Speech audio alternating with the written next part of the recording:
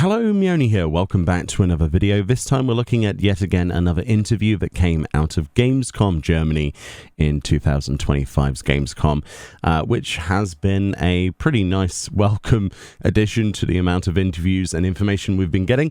This is another sit down with Yoshida, Naoki Yoshida of Final Fantasy XIV producer and director fame. And of course, this is talking about story related things in 7.3 as well as some other bits. So just as a precursor to this, if you have not done the 7.3 MSQ, I'll give you some time to not watch this if you don't want to be talked about with this, because it's quite spoilerific, but it's quite interesting as well, seeing Yoshi-P's perspective, and also kind of alludes to the future of the next expansion slightly, which is quite interesting. So I'll give you a little bit of time to click off if you don't want to know. But that being said, this then is from The Gamer. A link in the description will take you to this particular interview. All rights belong to them. We're just reading through this. And yes, basically it's all about 7.3 and onwards, actually. So first of all, they talk about the return of Sphen and their favorite Dawntrail zone.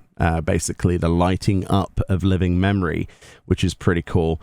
They talk about how, you know, the decisions of 7.1 all the way through 7.3 already being written a month after Dawntrail launch. So it was all in, you know, preparation for what was there. They didn't create things, you know, on the spot. They did this in advance.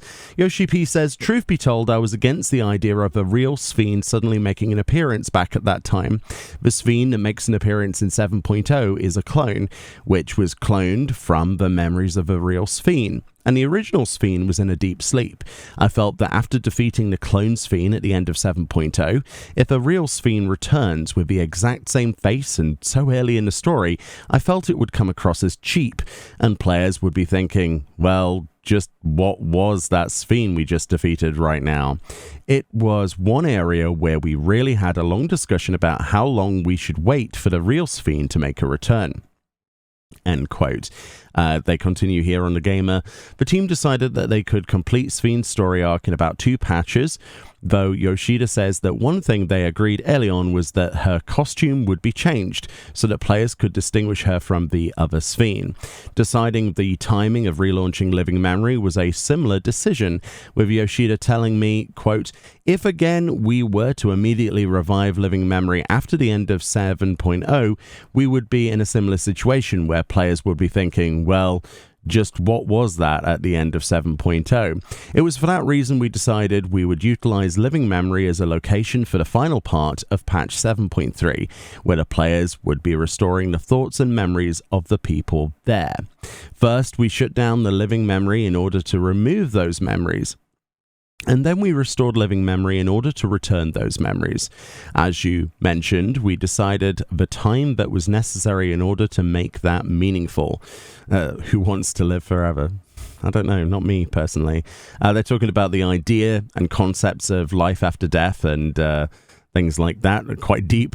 Yoshi-P says, I've been interested in concepts such as what it is to live, what it is to die, and what it is to be human, and also what we call AI now. What is the meaning behind that? I've had this interest, he says, for about 20 years now, and I often read science magazines, and I'm also studying technological trends and such. I don't think it's a question of whether it's good or bad, but when I consider myself as a human being, maybe 20 years or 30 years later, our cells will eventually die, and we can't avoid the fact that we will eventually, well, our lives will eventually come to an end.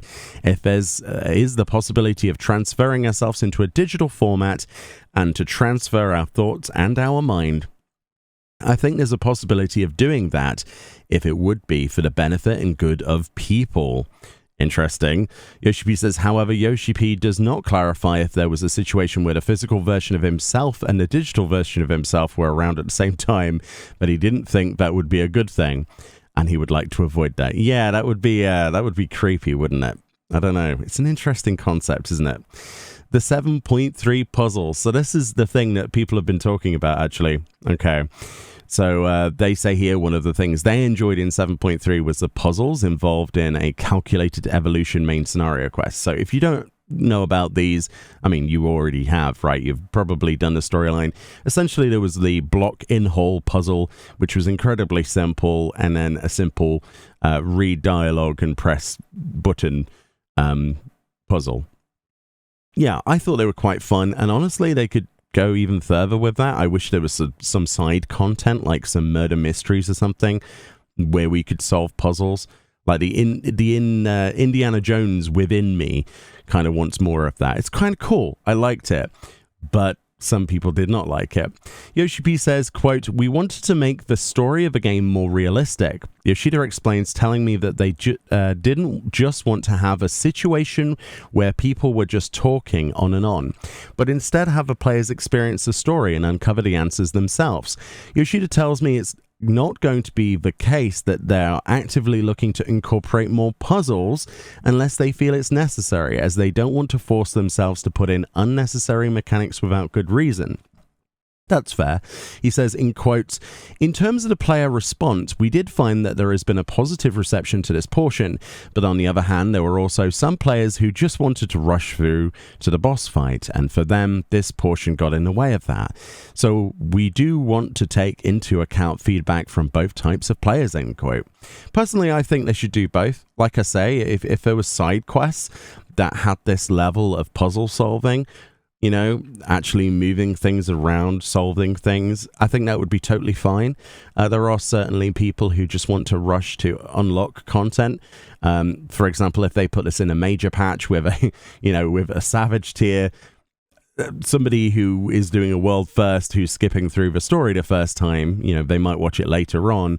They don't want to be held back by the puzzles. I totally understand that, but on the off patches, I don't see the problem personally. There's no rushes there.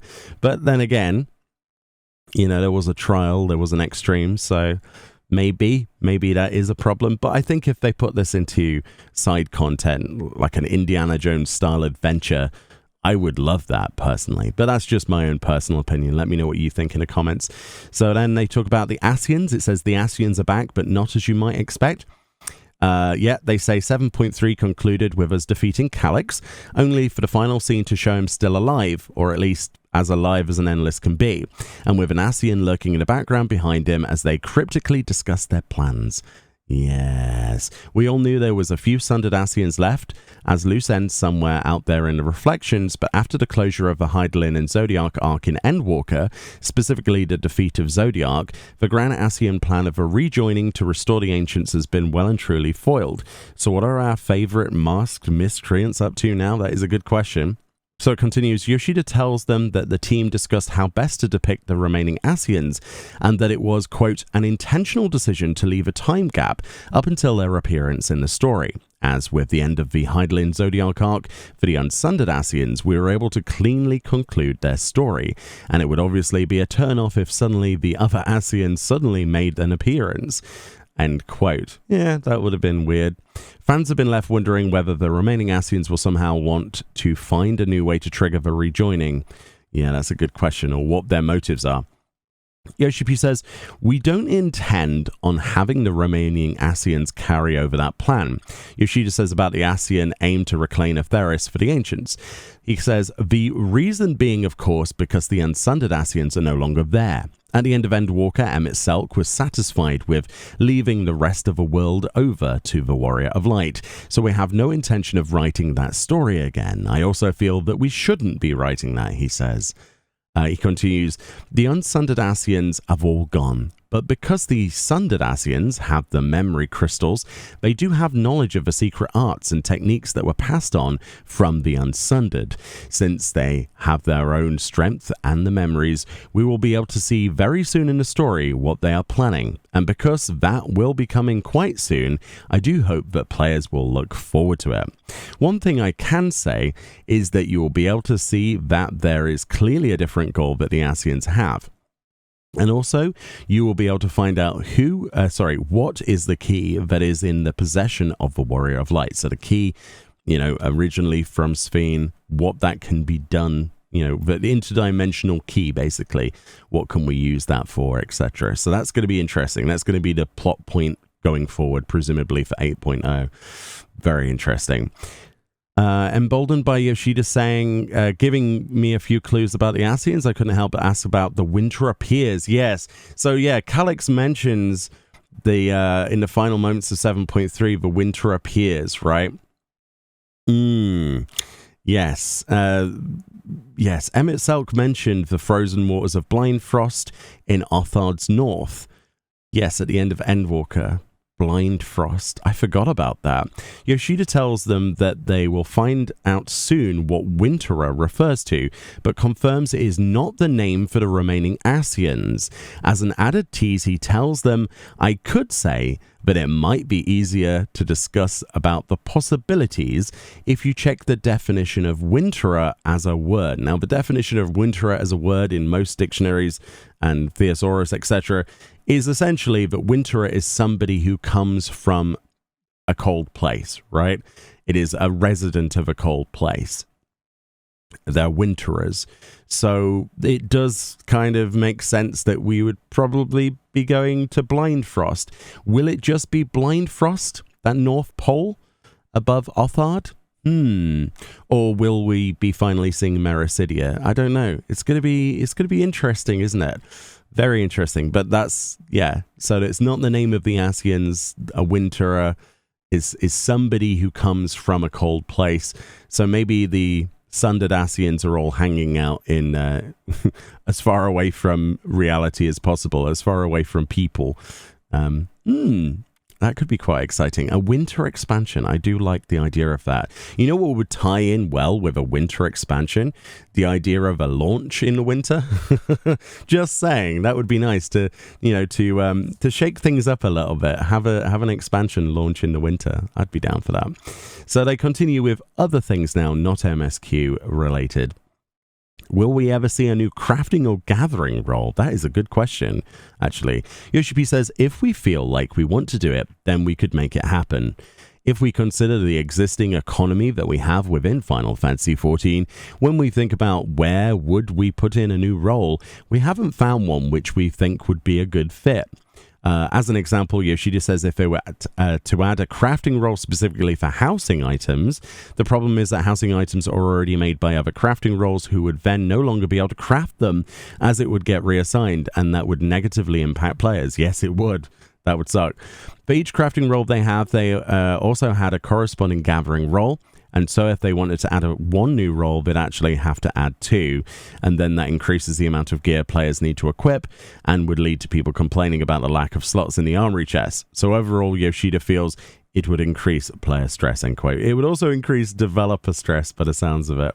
However, Yoshi-P emphasizes, I do want to add more to the game, but when I consider that question about whether it would be a positive for all the players, then that's something that I'm really torn about, end quote. It's a good point. What would you really add to the game? Like, I don't know.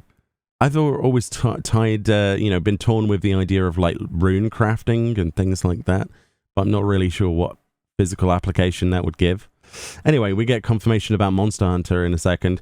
He continues, we get a lot of requests for implementing snowboarding in the game. Yes, I want snowboarding in the Gold Saucer.